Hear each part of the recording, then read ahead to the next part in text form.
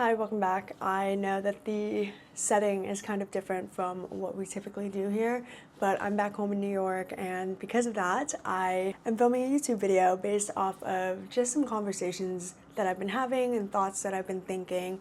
And I feel really called and really pushed to be able to talk about these things and to be able to sort of verbally process where my brain is at. And right now, I've been having a lot of conversations about potential and like fear of stepping into your own potential and this comfort zone that a lot of us exist in. And we're just gonna see where it goes from here and just kind of talk it out together. There's a saying that's been on loop in my brain for a couple of days, and it is, your desire for change has to be stronger than your fear of the unknown. And I think that really sticks with me because I believe in it so wholeheartedly. Like, I think that human beings are constantly on the search for evolution as part of our, I guess, purpose here as human beings. And I think that we are constantly looking for ways to be better. I mean, if you're anything like me, or you think a lot about what it means to be a good person, what it means to be the best version of yourself, then you think about constantly evolving. And it doesn't have to be in some gigantic, huge shift necessarily, but just in small little ways, like how you can show up better for yourself and show up better for the people around you, and how to cultivate a life that feels meaningful and purposeful and intentional and actually aligns with who you want to be. And I think because of that, I have always been on this journey, I think, since like my teenage years and my early 20s especially, where I knew in some deep knowing form within myself, some deep intuition, that I wanted more than what I was exposed to and what other people had told me life was. And I just felt like this couldn't be it, you know? But I was so stuck in some patterns and some subconscious thinking where for a long time I really refrained from being able to explore the unknown, because I was always told that it was scary and that that is where you fail. And it is one of those things where the unknown is this enigma of a thing that is terrifying to look at. You're staring into the abyss and you have no idea where your life is going to go. You have no idea what's going to happen. If you hear sirens in the background, that's just New York for you. But yeah, you have no idea where things are going to go, and like that's what makes the unknown so scary. But I have learned over the past few years that your dedication to change and your dedication to who you want to be has to be stronger than your fear, because I think if you operate in a state of fear constantly, you limit yourself more than you allow yourself the possibility to explore and to change and to gravitate into something beyond what is meant for you or what you think is real in this inner reality that we exist in. I don't know, maybe this just feels like a ginormous sort of concept that I'm trying to break down into this thing, but I think human beings are hardwired to feel fear, and it's what keeps us safe, right? Existing in the comfort zone is where we can predict patterns. We can predict the normalcy of our day-to-day lives. I listened to a TED Talk a few months ago about the importance of extending beyond the comfort zone. And in the TED Talk, the professor was saying how it's a diagram. This is your comfort zone. That level right beyond that, if you are brave enough to face what's beyond your comfort zone, is that learning zone. It's where change happens. It's where you cultivate a sense of, oh, this wasn't as scary as I thought it would be. And then beyond that second layer is the danger zone. This is where, you know, you kind of, as a human being, think evolutionarily like, oh, this is completely unsafe. I should not be in this danger zone. And we operate anywhere between those three layers at different stages of our life. We push ourselves to do things and to learn and to change. And I always think that it's interesting how you never walk out of the comfort zone into this learning zone and come back the same person. I think every time you challenge yourself into something new, you come out of that with some better sense of yourself, better sense of the world. And I think it's really fascinating how that works and how the brain ties into everything, how the brain really tries subconsciously to protect us. But sometimes we don't know where that fine line is of like protection versus complacency, if that makes sense. Maybe complacency isn't the right word, but it's the difference between being stagnant and like keeping yourself comfortable, as opposed to, I think, like learning to expand in some way, shape, or form. And like I said, it doesn't have to be in some huge gravitational shift, but it also can just be in the little things and proving to yourself that you can do things that are hard. And I think that's like kind of where I'm at in my life, is being able to prove to myself that I am actually capable of the things that intimidate me. So for instance, one thing that I always refer back to is I never really considered myself to be a strong person physically, right? Like I've always played sports my entire life, but I was never really like super strong. And I had that narrative about myself in my subconscious. So when I started surfing in Asia, I tapped out trying to get to the break or get past the break because I was like, I'm not strong enough for this. Like I don't have enough upper body strength. And I noticed that I was beating myself down and I was giving up before I even really had the chance to prove to myself that I can do something. And I know it seems like such a finite, like such a tiny, improbable thing of like, okay, who cares, right? But I think that applies to so many things in our lives. Like for me, I wanted to negate the version of myself that felt like I wasn't physically strong and that I wasn't physically able to do hard things. And ever since last year, I started doing calisthenics through pole dancing, and I've gotten freakishly strong to the point where I'm like, oh, surfing is a breeze. Like being able to paddle for really long periods of time, trying to catch a wave is a breeze.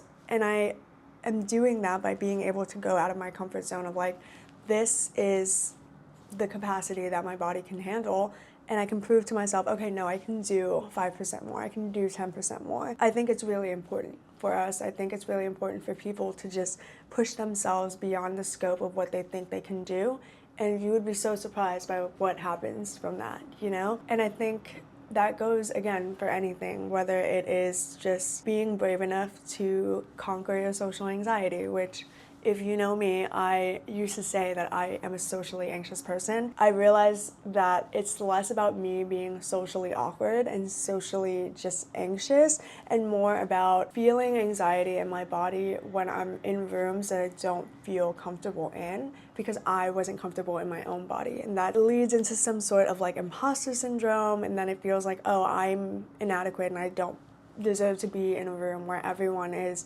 smart and successful and are ambitious and go-getters, and I didn't have that narrative about myself, so I limited my ability to walk into a room feeling confident about myself and being able to say, if I walked into this room, it happens for a reason and clearly I'm supposed to be here. Clearly I can match up. I just think it's interesting. And I don't really know what this video is about. It's just like a stream of consciousness in my thoughts, I guess, but I know I definitely want to talk about the influence of fear in our lives and how we subconsciously don't even know it, but it holds us back because, I don't know, maybe we were raised to be that way. Maybe that's just our baseline, is to be scared of what's out there. And whether that came from your family or some sort of narrative that your friends put on you, or you just felt inadequate as a kid, or you felt like the world was a scary place, which, don't get me wrong, it absolutely is, but not for the goals that you want to achieve. I think that is a whole different pocket of what we're talking about. I just think that fear subconsciously, it controls our lives, and if unchecked, it is a rampant feeling that takes over so much of our mind, body, spirit. I studied the brain a lot in college. I'm really fascinated by how the brain works. It's fascinating to me how the brain perceives fear and excitement in the same parts of it, but we, as a subconscious entity, are the ones that get to define what it is that we feel. And a lot of us tend to feel fear towards things because we haven't been able to shift the narrative of like, oh, I'm not scared, I'm actually really excited. And of course it's really natural and normal to have nerves. Like I have nerves all the time. I had to work through my anxiety into being something that isn't this all-consuming thing, but rather this feeling in my body that I had to address. It's so fascinating to me because once you are able to understand in your body how emotions feel and how they are trying to tell you and signal something to you, once you learn how to check those things, once you learn how to like unpack what that feeling means, you look at things in such a whole new light. You look at things so differently because you're like, am I anxious or am I excited? And let's get down to unpacking what that really means, right? For me, growing up in a fear-based society, I guess, or in a fear-based world where a lot of us operate from that baseline, I think it impacted me so much because I absorbed that into my own state of being, where now in my early 20s I was operating from like, oh, I can't take the chance on myself, like that's too risky. I can't move across the country, like what if it doesn't work out? And I think we have to stop looking at things as failures, as if it doesn't work out, then I failed. I think there's a lot of things that I technically failed at, but I came out of that learning something new and learning something that was now then transferable into another part of my life. I don't look at anything as a failure necessarily unless I quit and I just gave up on myself. That's different. But I don't look at things that I've tried and seen through as a failure because I proved to myself in that moment in time that I was able to do something. And I thought about it, I brought it to life, I saw it out, and that chapter was closed, and I'm grateful for it. But I think going back to this fear that holds us back from achieving the things that we want and going after the things we want, I think it is so important to be able to discern when to be like, okay, maybe this isn't the right time. Maybe I've got to save a little bit more before I pull the trigger and move across the country. Sure. I just think that human beings are capable of the most incredible things, even when their back is against the wall, especially when their back is against the wall. I think when you are in this survival mode and you're about to sink or swim and you have only two options to make it happen or you don't make it happen, you go and exceed your expectations beyond what you ever thought was humanly possible for yourself. When I moved to Vegas, I had a job lined up, and I never really talk about this, but when I moved to Vegas, I had a job lined up, and for a few months it was fine, and then that company dissolved because it was a startup, and I obviously knew that it was risky, but I moved my entire life from New York to Vegas, and I was not about to go back to New York with my head in my hands unless I knew that I gave it all I got and there really was no other option but for me to go back home. I can accept that, but I had to make sure that I tried every possible outlet before I even got to that point. And you know, when I lost that job, I was living in Airbnbs for 2 months trying to basically figure out, okay, what do I do now? What's my next step? Because I had to figure it out. And I really felt like my back was against the wall. I was spending money on Airbnbs, I was trying to feed myself, I was trying to survive. And I started thinking outside of the box and being like, how do I get my foot on the ground here and start to get a routine and like start to build something here? Because I need a job, I need to save money, I need to eventually work so that I can move to LA, and that's always been my game plan. So I started reaching out to people on Instagram and saying like, I will take you to coffee, please just like, you know, hear me out. Like I just want to pick your brain about what it's like to live in Vegas. And lo and behold, I did enough amount of networking, I guess, and asking questions and really, you know, being considerate to other people and thanking them for their time, that one person was able to connect me with my GM of the day club that I worked at. And that led me to be able to work for the summer to save enough money. And you know, now I live in LA, I have a great fucking life, and I'm really, really thankful for the way that things unfolded. But I think that was because I had to face my fear head on. Like I had to be able to accept that this is scary and this is terrifying, but what's on the other side of that if I don't face that fear? It's living in New York, feeling like I hit my ceiling here and feeling like I wasn't growing anymore. And those were my only two options. It wasn't anything else besides tunnel vision to one or the other. And it's not that I didn't want to go home out of pride. It was more of like, I'm here, I moved my entire life here, I have to give this a shot and be honest with myself if I really did try. Because I think when we are in the journey and we tap out halfway through, we now take that storyline as a reason to not pursue the next scary thing, right? We take that as a narrative of like, well, I failed at this, so why should I try again? I even think sometimes that if I were to go home, it would have been tough for me to get out of that state of mind of like, okay, well, I tried it, it didn't work out, and now I'm just further facilitating that fear that subconsciously exists within my heart and my soul and my body of like, I'm not enough, I'm not good enough to be able to make it out there in the real world outside of this little bubble that I exist in. And I truly do admire people who take little chances and little risks to explore their lives, to change their minds, and to be able to say, okay, you know what, I'm scared, but I'm gonna do it scared. I think it takes a lot of confidence, and I think it takes a lot of guts to be able to say, like, I am absolutely petrified. Like, I am so scared right now, but I see no way else for this to work. Like, I've got to get through this in order to make it to the other side.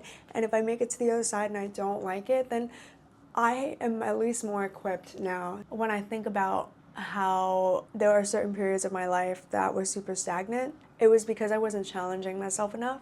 And it was because I was complacent with who I was at that time, what I was doing. I didn't really try to extend myself beyond past what I knew I was capable of. I didn't try to put myself into situations that are a little bit more terrifying because I was like, I'm good here. I'm good in my comfort zone. But I've learned that like being able to go back in and out between this comfort zone and building in that comfort zone, really doing self-reflection there, and then being able to be like, okay, well, let's test something else, right? I want to work on my social skills. I want to be able to prove to myself that I can network, that I can walk into a room and command it, not command it necessarily, but that I can walk into the room and hold my own. Then let's try it out. And then you go to events alone, you go out and you talk to strangers alone, you eat dinner, go to the movies, go to a concert alone, and like slowly but surely you start to realize like, oh yeah, I am in absolute control of the definition that I give to myself. I feel like that's all I really had to say about this for now, but yeah, it's a gloomy day in New York and I am about to go to a workout class and prove to myself that I actually am that bitch and that I am stronger than I think. So I will see you guys next time. Bye.